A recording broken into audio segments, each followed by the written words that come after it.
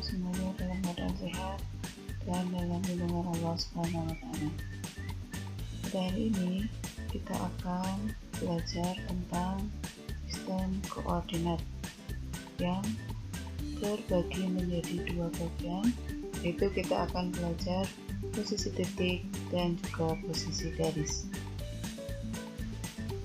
Secara lengkap sistem koordinat Kartesius, kita akan belajar posisi titik yang meliputi posisi titik terhadap sumbu X, posisi titik terhadap sumbu Y, posisi titik terhadap titik asal atau titik O 0,0, posisi titik terhadap titik tertentu A, B, dan juga posisi garis yang meliputi posisi garis yang sejajar sumbu X, posisi garis yang sejajar sumbu Y, posisi garis yang tegak lurus sumbu X, posisi garis yang tegak lurus sumbu Y, posisi garis yang berpotongan dengan sumbu X, dan posisi garis yang berpotongan dengan sumbu Y.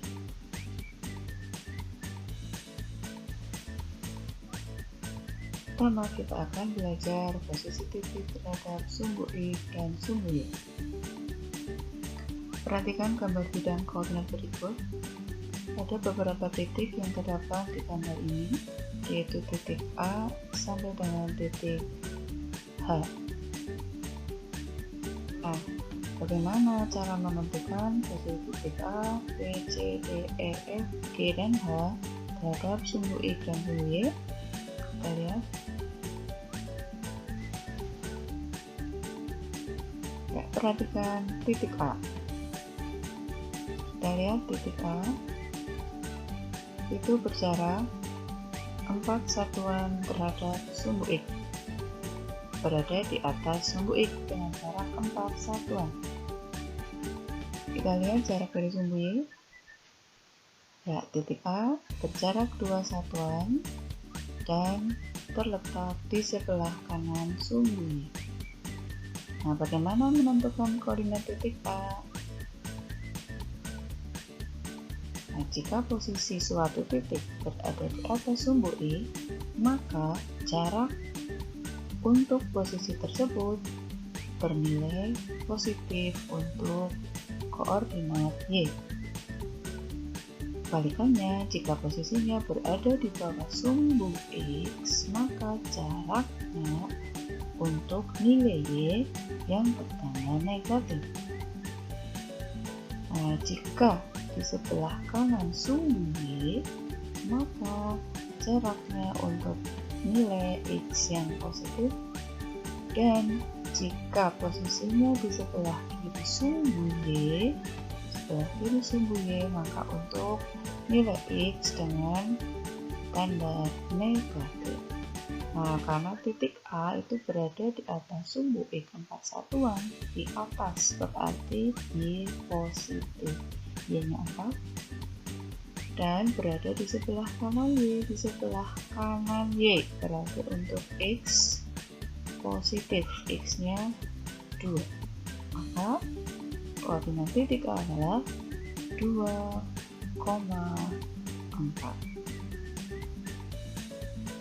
Jelas ya. Berikutnya, pembagian kuadran pada bidang koordinat. Nah, ini adalah gambar bidang koordinat. Garis mendatar sumbu X, nama lainnya aksis, dan garis tegak sumbu Y, nama lainnya adalah koordinat. Nah, ada 4 kuadran dalam bidang koordinat. Ada 4 ruangan, kuadran 1 ada di sini. Kemudian ini adalah kuadran 2.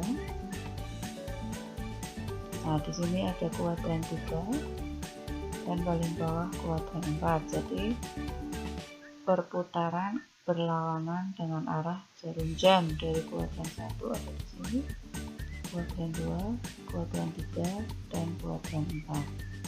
Nah, bagaimana menentukan letak satu titik pada kuadran? Contohnya untuk kuadran 1 itu jika koordinat X-nya positif dan koordinat Y-nya positif, X-nya positif, Y-nya positif, maka terletak di kuadran 1.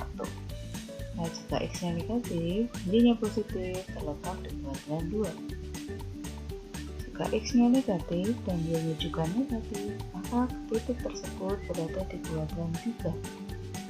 Jika X-nya positif dan Y-nya negatif, maka terletak di kuadran 4. Contoh, titik A dengan koordinat 5, negatif 3 itu terletak pada kuadran berapa? Kita lihat 5, negatif 3 berarti X-nya positif, Y-nya negatif. Positif 5X-nya, Y-nya negatif 3. Maka kalau X positif, Y negatif, terletak pada kuadran 4. Nah, untuk contoh atau untuk latihan soalnya, coba kalian cari terletak pada kuadran berapakah titik berikut. Yang pertama titik P, koordinatnya 4, negatif 4,2. Titik B, titik Q, koordinatnya 1,5. Dan yang C, titik R, koordinatnya negatif 6, negatif 3. Dan titik D, koordinatnya titik S maksudnya, koordinatnya 8,2. Coba kalian cari ya, tentukan X-nya positif atau negatif, Y-nya positif atau negatif untuk menentukan letak kuadran dari titik-titik tersebut. Selamat mencoba berikutnya. Nah, kita akan belajar posisi titik terhadap titik 0,0. Perhatikan gambar bidang koordinat ini dengan beberapa titik. Kita lihat titik B. Nah, ada di sebelah mana kalau titik B dari 0,0? Di sebelah kanan ya. Kita lihat jaraknya berapa satuan dari titik 0,0. Ternyata ada di sebelah kanan titik 0,0 dengan jarak 5 satuan. Kita lihat titik B itu ada di atas 0,0. Kita hitung jaraknya 1, 2, ya, ada 2 satuan. Titik B berada di atas titik 0,0 dan jaraknya 2 satuan. Bagaimana menentukan koordinatnya? Kita lihat. Nah, jika suatu titik berada di sebelah kanan 0,0, berarti untuk nilai X bertambah positif. Kebalikannya, jika berada di sebelah kiri 0,0, berarti untuk nilai X negatif. Nah, jika berada di atas 0,0, berarti untuk Y bertambah positif. Dan jika berada di bawah 0,0, berarti untuk nilai Y negatif. Kita lihat berapa koordinat titik B. Nah, titik B itu ada di sebelah kanan, jaraknya 5 satuan, berarti X-nya positif 5. Kita lihat di atas sumbu Y, di atas 0,02 satuan, maka Y-nya adalah positif 2. Jadi, koordinat titik B terhadap 0,0 adalah 5,2. Nah, untuk titik-titik yang lain, titik A, titik C, D, dan seterusnya, untuk latihan dikerjakan ya. Maka posisinya ada di mana dari titik 0,0 dan berapa koordinatnya. Berikutnya, posisi titik terhadap titik tertentu.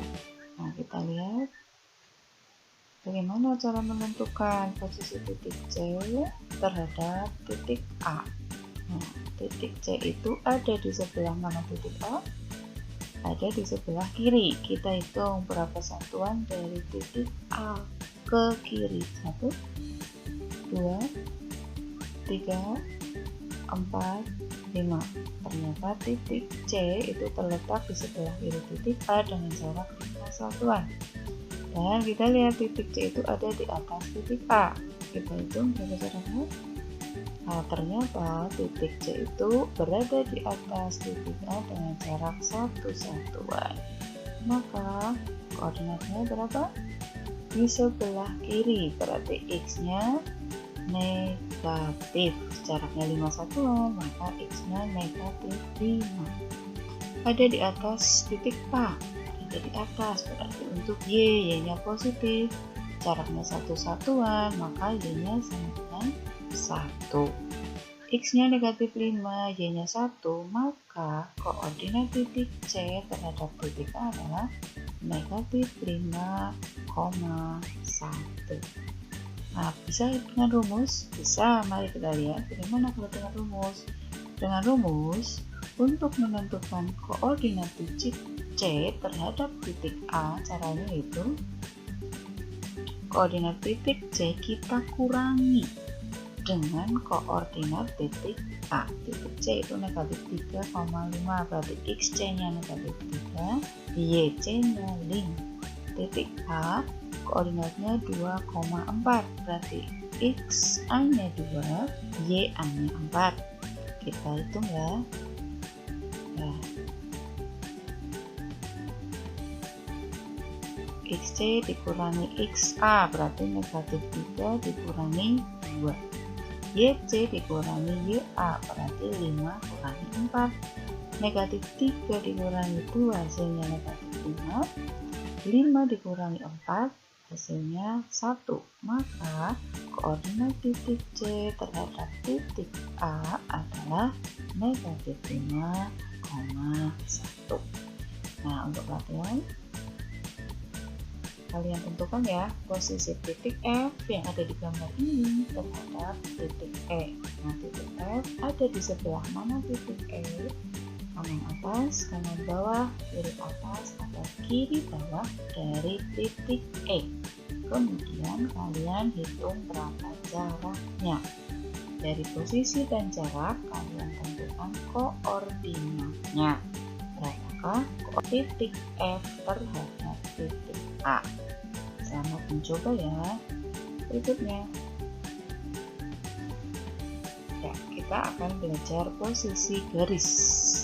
Yang pertama itu posisi garis yang sejajar sumbu I dan tegak lurus sumbu Y. Kita lihat sumbu I, sumbu Y. Ya, kemudian ada sebuah garis di sini, garisnya mendatar. Nah, garis mendatar ini diberi nama garis K. Bagaimana posisinya? Nah, garis K ini sejajar dengan sumbu I. Kalau garisnya mendatar berarti sejajar dengan sumbu I. Kalau sejajar sumbu I, posisi terhadap sumbu I adalah tegak lurus. Jadi kalau garisnya mendatar seperti ini, posisinya sejajar dengan sumbu I, tegak lurus dengan sumbu I. Kan ya? Berikutnya itu posisi garis yang sejajar sumbu Y, tegak lurus sumbu I. Kita lihat gambar ini, sumbu I, sumbu Y, kemudian ada sebuah garis, ya garisnya tegak, diberi nama garis L. Bagaimana posisinya? Nah, kalau garisnya tegak, maka posisi garis tersebut itu berarti sejajar dengan sumbu Y dan tegak lurus dengan sumbu X. Kan ya, kalau garisnya tegak berarti sejajar sumbu Y, tegak lurus sumbu X. Berikutnya, garis yang berpotongan atau memotong sumbu X dan sumbu Y. Ya, gambar ini sumbu I, sumbu Y, kemudian ada garis, nah ada garis N ya, garisnya tidak tegak maupun tidak mendatar tapi miring. Nah, miring dan memotong sumbu X, maka garis N ini berpotongan atau memotong dengan sumbu X, ya ada perpotongan dengan sumbu X. Kemudian ada garis kedua juga miring ke kiri, nah memotong sumbu Y, ada garis N. Nah, bagaimana posisi garis N terhadap sumbu Y? Garis N ini memotong atau berpotongan dengan sumbu Y. Nah, ya untuk posisi garis. Nah, kita akan menerapkan sistem koordinat ini untuk menentukan suatu bangun yang terbentuk dari beberapa titik koordinat. Contohnya seperti ini ya, sumbu I, sumbu Y, kemudian diketahui berapa titik. Yang pertama adalah titik A, koordinatnya 2,3. Ada di mana 2,3? Nah, di sini koordinat titik A. Kemudian titik B. Koordinatnya negatif 2,3. Ada di manakah? Nah, ini titik B, negatif 2,3. Berikutnya diketahui titik C. Koordinatnya negatif 2, negatif 1. Kita lihat ada di mana? Nah, di situ titik C ya. Di bawah negatif 2, negatif 1. Nah, di manakah harusnya letak titik D supaya nantinya akan terbentuk persegi A, B, C, D. Nah, namanya persegi berarti keempat panjang sisinya harus sama. Ya, kita lihat. Kita hitung dulu jarak dari A ke B itu berapa satuan? 1, 2, 3, 4. Kita hitung dari B ke C. 1, 2, 3, 4. Nah, juga 4 satuan. Dari A ke B 4 satuan.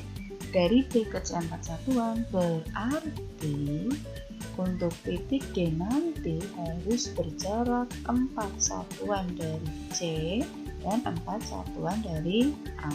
Nah, ternyata koordinat titik D adalah 2, negatif 1. Kita lihat di mana titik D. Nah, ini ya 2, negatif 1. Kita hitung jaraknya 1, 2, 3, 4 ya, 4 satuan dari titik C. Kemudian dari titik A 1, 2, 3, 4 satuan dari titik A ya, jaraknya 4 satuan sudah sama semua karena persegi. Kemudian kita hubungkan dari A ke B, dari B ke C, dari C ke D, dari D ke A. Nah, akan terbentuklah persegi A, B, C, D. Nah, kalian bisa mengerjakan beberapa soal yang ada di buku mandiri untuk menentukan bangun-bangun yang terbentuk dari beberapa titik koordinat. Ya, pembelajaran hari ini ya. Terima kasih sudah menyimak materi ini. Semoga bermanfaat. Jangan lupa untuk selalu belajar dan selalu semangat. Selamat belajar dan tetap semangat. Wassalamualaikum warahmatullahi wabarakatuh.